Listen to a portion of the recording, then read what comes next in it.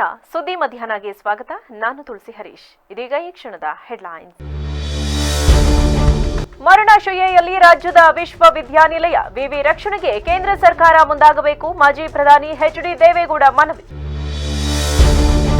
ಗರ್ಭ ಧರಿಸಿದ್ದ ಗೋಹತ್ಯೆ ಪ್ರಕರಣ 46 ದಿನ 5 ರಾಜ್ಯ ಸುತ್ತಾಡಿ ಪ್ರಮುಖ ಆರೋಪಿಗಳನ್ನ ಬಂಧಿಸುವಲ್ಲಿ ಪೊಲೀಸರು ಯಶಸ್ವಿ. ಎಸ್ಪಿ ಎಂ ನಾರಾಯಣ್ ಮಾಹಿತಿ.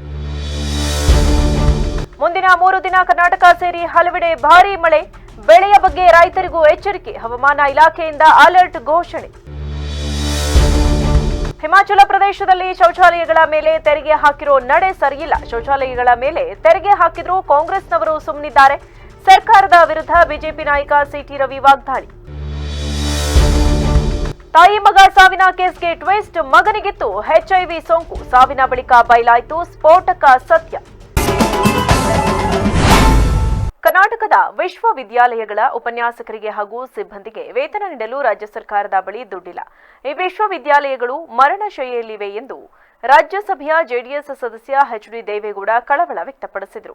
ಶಿಕ್ಷಣ ಸಚಿವಾಲಯದ ಕಾರ್ಯವೈಖರಿಯ ಕುರಿತು ರಾಜ್ಯಸಭೆಯಲ್ಲಿ ನಡೆದ ಚರ್ಚೆಯಲ್ಲಿ ಭಾಗವಹಿಸಿ ಮಾತನಾಡಿದ ಅವರು, ಉಪನ್ಯಾಸಕರು ಸೇರಿದಂತೆ ಸಿಬ್ಬಂದಿಗೆ ಸಂಬಳ ನೀಡಲು ವಿವಿಗಳ ಬಳಿ ಹಣವಿಲ್ಲ. ಕೇಂದ್ರ ಸರ್ಕಾರ ಅವುಗಳನ್ನು ರಕ್ಷಿಸಲು ಮುಂದಾಗಬೇಕು. ರಾಜ್ಯದ ಅತ್ಯಂತ ಹಳೆಯ ಸಂಸ್ಥೆಗಳಾದ ಮೈಸೂರು ವಿಶ್ವವಿದ್ಯಾಲಯ ಮತ್ತು ಧಾರವಾಡ ವಿಶ್ವವಿದ್ಯಾಲಯಗಳು ತೀವ್ರ ಆರ್ಥಿಕ ಬಿಕ್ಕಟ್ಟನ್ನು ಎದುರಿಸುತ್ತಿವೆ. ಈ ಎರಡೂ ಸಂಸ್ಥೆಗಳಲ್ಲಿ ಹಲವಾರು ಬೋಧಕ ಮತ್ತು ಬೋಧಕೇತರ ಹುದ್ದೆಗಳು ಖಾಲಿ ಇವೆ. ವಿಶ್ವವಿದ್ಯಾಲಯಗಳ ಸ್ಥಿತಿ ದಯನೀಯವಾಗಿದೆ. ಕೇಂದ್ರ ಶಿಕ್ಷಣ ಸಚಿವಾಲಯ ಕೂಡಲೇ ಮಧ್ಯಪ್ರವೇಶಿಸಿ ಅನುದಾನ ಬಿಡುಗಡೆ ಮಾಡಬೇಕು. ಈ ವಿಷಯದಲ್ಲಿ ರಾಜಕೀಯ ಮಾಡುವುದು ಬೇಡ. ಮೈಸೂರು ವಿಶ್ವವಿದ್ಯಾಲಯವು ದೇಶದ ಹಳೆಯ ವಿಶ್ವವಿದ್ಯಾಲಯಗಳಲ್ಲಿ ಒಂದು. ಶತಮಾನೋತ್ಸವ ಆಚರಿಸಿರುವ ವಿವಿಯು ಸಂಕಷ್ಟದ ಸ್ಥಿತಿಯಲ್ಲಿದೆ. ಧಾರವಾಡದ ಕರ್ನಾಟಕ ವಿಶ್ವವಿದ್ಯಾಲಯದ ಸ್ಥಿತಿ ಇದಕ್ಕಿಂತ ಭಿನ್ನವಾಗಿಲ್ಲ. ಉಪನ್ಯಾಸಕರು ಹಾಗೂ ಸಿಬ್ಬಂದಿಗೆ ಕೆಲವು ತಿಂಗಳಿಂದ ಸರಿಯಾಗಿ ವೇತನ ಪಾವತಿಯಾಗಿಲ್ಲ ಎಂದು ಗಮನ ಸೆಳೆದರು. ಹೊನ್ನಾವರದಲ್ಲಿ ನಡೆದ ಗರ್ಭ ಧರಿಸಿದ್ದ ಗೋಹತ್ಯೆ ಪ್ರಕರಣವನ್ನ ಭೇದಿಸುವಲ್ಲಿ ಉತ್ತರ ಕನ್ನಡ ಪೊಲೀಸರು ಕೊನೆಗೂ ಯಶಸ್ವಿಯಾಗಿದ್ದಾರೆ. ಕಳೆದ 46 ದಿನಗಳಿಂದ ತಲೆಮರೆಸಿಕೊಂಡಿದ್ದ 2 ಆರೋಪಿಗಳಿಗಾಗಿ ಬಹುಮಾನ ಕೂಡ ಘೋಷಣೆ ಮಾಡಿದ್ದ ಪೊಲೀಸ್ ಇಲಾಖೆ 5 ರಾಜ್ಯಗಳಲ್ಲಿ ತೀವ್ರ ಹುಡುಕಾಟದ ಬಳಿಕ ಓರ್ವನನ್ನ ಮುಂಬೈ ಹಾಗೂ ಇನ್ನೋರ್ವನನ್ನ ಭಟ್ಕಳದಲ್ಲಿ ಬಂಧಿಸಿ ನ್ಯಾಯಾಲಯಕ್ಕೆ ಹಾಜರುಪಡಿಸಿದೆ. ಕಳೆದ ಜನವರಿ 19ರಂದು ಹೊನ್ನಾವರ ತಾಲೂಕಿನ ಕೊಂಡಕುಳಿ ಗ್ರಾಮದಲ್ಲಿ ನಡೆದಿದ್ದ ಗರ್ಭ ಧರಿಸಿದ ಹಸುವಿನ ಹತ್ಯೆ ಪ್ರಕರಣ ಇಡೀ ರಾಜ್ಯದಲ್ಲಿ ಸದ್ದು ಮಾಡಿತ್ತು. ಪ್ರಕರಣದ ಆರೋಪಿಗಳನ್ನ ಬಂಧಿಸುವಂತೆ ಸಾಕಷ್ಟು ಹೋರಾಟಗಳು ನಡೆದಿದ್ದವು. ಪ್ರಕರಣದ ಹಿಂದೆ ಬಿದ್ದಿದ್ದ ಉತ್ತರ ಕನ್ನಡ ಜಿಲ್ಲಾ ಪೊಲೀಸರು ಆರೋಪಿಗಳನ್ನ ಸೆರೆ ಹಿಡಿದಿದ್ದಾರೆ. ಸುಮಾರು 400ಕ್ಕೂ ಅಧಿಕ ಜನರನ್ನ ವಿಚಾರಣೆ ನಡೆಸಿ ಹಸು ಕೊಂದವರನ್ನ ಗುರುತಿಸಿದ್ದ ಪೊಲೀಸರು ಆರೋಪಿಗಳನ್ನ ಹುಡುಕಿಕೊಟ್ಟವರಿಗೆ 50,000 ರು ಬಹುಮಾನ ಕೊಡಲಾಗುವುದು ಎಂದು ಘೋಷಣೆ ಮಾಡಿದರು.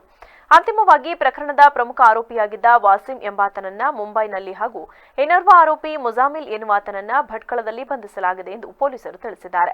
ಬಂಧಿತ ಆರೋಪಿಗಳು ಕೊಂಡಕುಳಿ ಗ್ರಾಮದಲ್ಲಿ ಹಸು ಹಾಗೂ ಕರುವನ್ನ ಕೊಂದು ಮಾಂಸ ಮಾಡಿ ಭಟ್ಕಳದ ಮದುವೆ ಸಮಾರಂಭಕ್ಕೆ ನೀಡಿ 7,500 ಹಣ ಪಡೆದಿದ್ರು. ಗೂಗಲ್ ಪೇ ಮೂಲಕ ಹಣ ಹಾಕಿಸಿಕೊಂಡ ದಾಖಲೆ ಪೊಲೀಸರಿಗೆ ಲಭ್ಯವಾಗಿದ್ದರಿಂದ ಪ್ರಕರಣ ಭೇದಿಸುವಲ್ಲಿ ಸುಲಭವಾಯಿತು. ಪೊಲೀಸ್ ತಂಡಗಳು 46 ದಿನಗಳ ಕಾಲ 5 ರಾಜ್ಯಗಳಲ್ಲಿ ಒಟ್ಟು 11,000 ಕಿಲೋಮೀಟರ್ ಸುತ್ತಾಡಿ ಹುಡುಕಾಟ ನಡೆಸಿದರು. ಜೊತೆಗೆ 130 ಸ್ಥಳಗಳಲ್ಲಿ ಸಿಸಿಟಿವಿ, 350ಕ್ಕೂ ಹೆಚ್ಚು ಜನರ ವಿಚಾರಣೆ ಹಾಗೂ 800 ಮೊಬೈಲ್ ನಂಬರ್ಗಳ ಪರಿಶೀಲನೆ ನಡೆಸಲಾಗಿದೆ. ಕುಡಿತದ ಚಟಕ್ಕೆ ದಾಸರಾಗಿದ್ದ ಇಬ್ಬರು ಈ ಕೃತ್ಯ ಎಸಗುತ್ತಿದ್ದ ಬಗ್ಗೆ ಮಾಹಿತಿ ಬಿಚ್ಚಿಟ್ಟಿದ್ದಾರೆ. ಸದ್ಯ ಇಬ್ಬರನ್ನ ಕಸ್ಟಡಿಗೆ ಪಡೆಯಲಾಗಿದೆ. ಗುಪ್ತ ಮಾಹಿತಿದಾರರಿಗೆ ಇಲಾಖೆಯಿಂದ 50,000 ಹಾಗೂ ಖಾಸಗಿ ವ್ಯಕ್ತಿಗಳಿಗೆ ಘೋಷಣೆ ಮಾಡಿದ್ದ 50,000 ಸೇರಿ ಇಬ್ಬರಿಗೆ ತಲಾ 1 ಲಕ್ಷ ರು ನೀಡಲಾಗಿದೆ ಎಂದು ಎಸ್ಪಿಎಂ ನಾರಾಯಣ ಮಾಹಿತಿ ನೀಡಿದರು.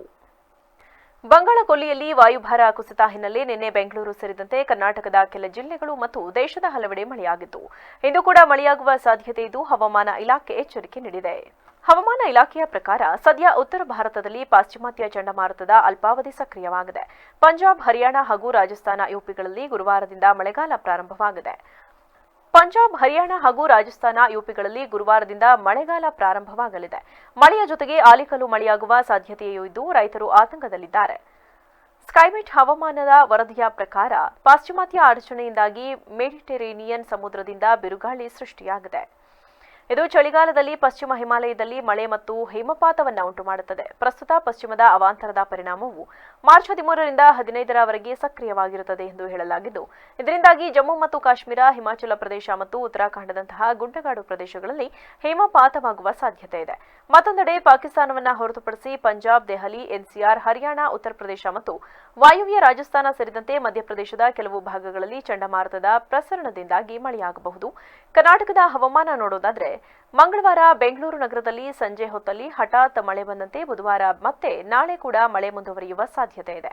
ಬಂಗಾಳಕೊಲ್ಲಿಯಲ್ಲಿ ವಾಯುಭಾರ ಕುಸಿತ ಹಿನ್ನೆಲೆ ನಗರದಲ್ಲಿ ಮಳೆಯಾಗಲಿದ್ದು, ಬಂಗಾಳಕೊಲ್ಲಿಯಲ್ಲಿ 1.5 ಮೀಟರ್ ಎತ್ತರಕ್ಕೆ ಬಿರುಗಾಳಿ ಬೀಸುತ್ತಿದ್ದು, ರಾಜ್ಯದ ದಕ್ಷಿಣ ಒಳನಾಡಿನ ಕೆಲವೆಡೆ ಮಳೆಯಾಗಲಿದೆ. ಇನ್ನು ಕಾಸರಗೋಡು, ದಕ್ಷಿಣ ಕನ್ನಡ ಹಾಗೂ ಉಡುಪಿ ಜಿಲ್ಲೆಗಳ ಅಲ್ಲಲ್ಲಿ ಸಂಜೆ ಹಾಗೂ ರಾತ್ರಿ ಮೋಡದ ವಾತಾವರಣ ಮುನ್ಸೂಚನೆ ಇದೆ.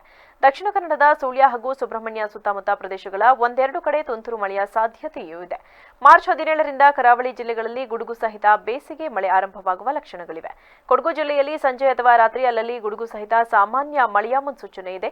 ಹಾಸನದ ಸಕಲೇಶಪುರ ಸುತ್ತಮುತ್ತ ಭಾಗಗಳ ಒಂದೆರಡು ಕಡೆ ತುಂತುರು ಮಳೆಯ ಮುನ್ಸೂಚನೆ ಇದೆ. ಚಿಕ್ಕಮಗಳೂರು ಹಾಗೂ ಶಿವಮೊಗ್ಗ ಜಿಲ್ಲೆಗಳಲ್ಲಿ ಸಂಜೆ ಹಾಗೂ ರಾತ್ರಿ ಮೋಡದ ವಾತಾವರಣದ ಮುನ್ಸೂಚನೆ ಇದೆ. ಒಟ್ಟಿನಲ್ಲಿ ಮಾರ್ಚ್ 17ರಿಂದ ರಾಜ್ಯದ ದಕ್ಷಿಣ ಒಳನಾಡು, ಮಲೆನಾಡು ಹಾಗೂ ಕರಾವಳಿಯ ಹೆಚ್ಚಿನ ಭಾಗಗಳಲ್ಲಿ ಗುಡುಗು ಸಹಿತ ಉತ್ತಮ ಬೇಸಿಗೆ ಮಳೆಯು ಆರಂಭವಾಗುವ ಲಕ್ಷಣಗಳಿವೆ. ಶೌಚಾಲಯಗಳ ಮೇಲೆ ತೆರಿಗೆ ಹಾಕಿರೋ ಕಾಂಗ್ರೆಸ್ ಪಕ್ಷದ ನಡೆ ಸರಿಯಿಲ್ಲ. ಉಪ್ಪಿನ ಮೇಲೆ ತೆರಿಗೆ ಹಾಕಿದ್ರೆ ಮಹಾತ್ಮ ಗಾಂಧಿ ಹೋರಾಟ ಮಾಡಿದ್ರು, ಇವತ್ತು ಶೌಚಾಲಯಗಳ ಮೇಲೆ ತೆರಿಗೆ ಹಾಕಿದ್ರು ಕಾಂಗ್ರೆಸ್ನವರು ಸುಮ್ಮನಿದ್ದಾರೆ ಅಂತ ಸರ್ಕಾರದ ವಿರುದ್ಧ ಬಿಜೆಪಿ ನಾಯಕ ಸಿಟಿ ರವಿ ವಾಗ್ದಾಳಿ ನಡೆಸಿದ್ದಾರೆ. ವಿಧಾನಸೌಧದಲ್ಲಿ ಮಾತನಾಡಿದ ಅವರು, ಕಾಂಗ್ರೆಸ್ನವರ ಅಹಂಕಾರ, ಅಧಿಕಾರ ಎಷ್ಟು ದಿನ ಅಂತ ಜನ ನೋಡ್ತಿದ್ದಾರೆ. ಸರಿಯಾದ ಸಮಯದಲ್ಲಿ ಉತ್ತರ ಕೊಡ್ತಾರೆ. ಇನ್ನು ರಾಜ್ಯ ಸರ್ಕಾರಕ್ಕೆ ಯಾವುದು ಅಂತ ಪ್ರಶ್ನೆ ಮಾಡೋಣ ಹೇಳಿ. ಬಿಟ್ಕಾಯಿನ್ ತರ ಕೆಲವು ಪ್ರಕರಣಗಳು ಮೊದಲು ಸದ್ದು ಮಾಡುತ್ತೆ, ಆಮೇಲೆ ಸದ್ದಿಲ್ಲದೆ ಮಾಯವಾಗುತ್ತೆ. ಕೇಜುಗಟ್ಟಲೆ ಚಿನ್ನ ಸಾಗಿಸೋದು ಸಾಮಾನ್ಯ ಆಗ್ಬಿಟ್ಟಿದೆ. ಇದು ಕಳ್ಳರ ಸರ್ಕಾರ ಅಂತ ನಟಿ ರನ್ಯಾ ರಾವ್ ಅವರ ಗೋಲ್ಡ್ ಸ್ಮಗ್ಲಿಂಗ್ ಕೇಸ್ ವಿಚಾರ ಪ್ರಸ್ತಾಪಿಸಿ ಆಕ್ರೋಶ ವ್ಯಕ್ತಪಡಿಸಿದರು. ಇನ್ನು ಇದೇ ವೇಳೆ ಬಿಜೆಪಿ ನಾಯಕರ ವಿರುದ್ಧ ಆರೋಪ ಮಾಡ್ತಿರೋ ಶಾಸಕ ಸೋಮಶೇಖರ್ ವಿರುದ್ಧವೂ ಕಿಡಿಕಾರಿದ ಸಿಟಿ ರವಿ, ನಿಮ್ಮನ್ನ ಗೆಲ್ಲಿಸಿದ್ದು ಬಿಜೆಪಿ ಕಾರ್ಯಕರ್ತರು, ಬಿಜೆಪಿ ವಿರುದ್ಧ ಮಾತನಾಡೋದಾದ್ರೆ ಮೊದಲು ಪಕ್ಷಕ್ಕೆ ರಾಜೀನಾಮೆ ಕೊಡಿ ಅಂತ ಸವಾಲು ಹಾಕಿದರು. ಸಂಘ ಸಂಸ್ಥೆಗಳಿಗೆ ಅನುದಾನ ಕೊಡೋಕೆ, ಅರೆಕಾಲಿಕ ಉಪನ್ಯಾಸಕರಿಗೆ ಸಂಬಳ ಕೊಡೋಕೆ, ಹಾಲು ಉತ್ಪಾದಕರಿಗೆ, ಆಶಾ ಕಾರ್ಯಕರ್ತೆಯರಿಗೆ ಸಹಾಯಧನ ಕೊಡೋಕೆ ಸರ್ಕಾರದ ಬಳಿ ಹಣ ಇಲ್ಲ ಅಂತ ಹೇಳ್ತಾರೆ. ಆದರೆ ಕಾಂಗ್ರೆಸ್ ಕಾರ್ಯಕರ್ತರನ್ನ ಮೆರೆಸೋಕೆ ಮಾತ್ರ ಸರ್ಕಾರದ ಬಳಿ ಹಣ ಇದೆ.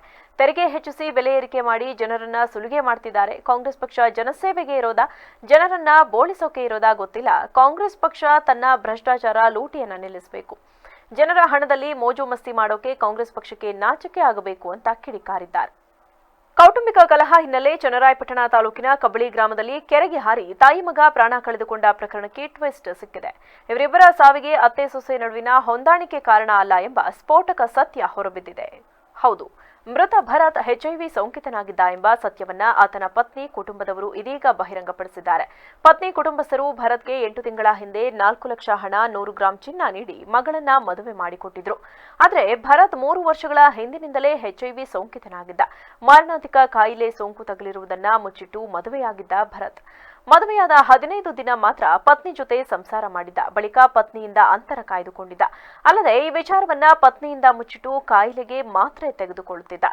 ಇಷ್ಟು ಮಾತ್ರವಲ್ಲದೆ ತನ್ನ ಹುಳುಕು ಮುಚ್ಚಿಕೊಳ್ಳಲು ಪತ್ನಿ ವಿರುದ್ಧ ಭರತ್ ಸುಳ್ಳು ಆರೋಪ ಮಾಡಿದ್ದ.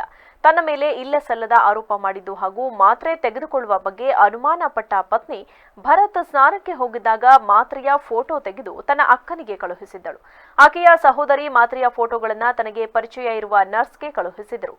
ಇದನ್ನ ಪರಿಶೀಲಿಸಿದ ನರ್ಸ್, ಇದು ಎಚ್ಐವಿ ಸೋಂಕಿತರು ತೆಗೆದುಕೊಳ್ಳುವ ಮಾತ್ರೆ ಎಂದು ತಿಳಿಸಿದ್ದಾರೆ.